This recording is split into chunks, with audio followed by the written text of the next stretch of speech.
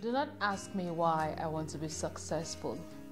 Why I wake up each morning with each rising dusk raining through my window old and dusty, prancing through pages like a free. My name is Andrew Patience Finia, but I'm fondly called AP.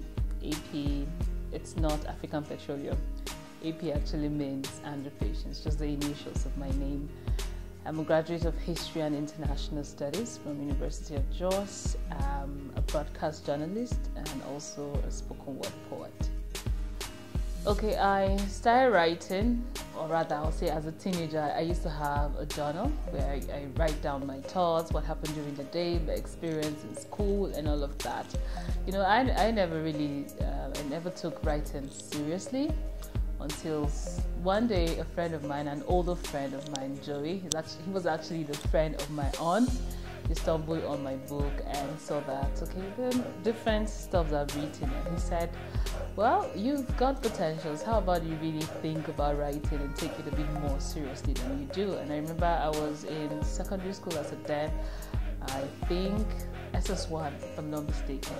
So, you know, I started writing, and for me, I'll say that was the beginning point where I would say, yes, poetry started for me. And after on, I wrote some more, although I didn't share it with anyone. And I remember back then, I used to write poems and recite in church, but I don't do it in front of people. I do it backstage. All because I felt like, okay, maybe they were not really good enough to even put it out there in the faces of people. But after a while, I'll say I started performing and really go into serious writing in 2007. That was immediately after my secondary school education, and I started writing and performing poetry from 2007. And well, that's the journey so far till about now.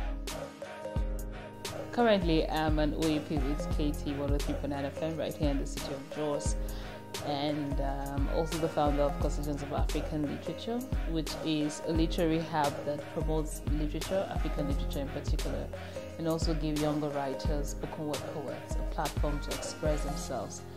And another good thing that Cole is into is the Cole Lit store that brings about different African literatures to people, because one of the problems we've had in Africa is accessibility to African literature, and Cole tends to bridge this gap and provide African literature to people, and also at an affordable cost.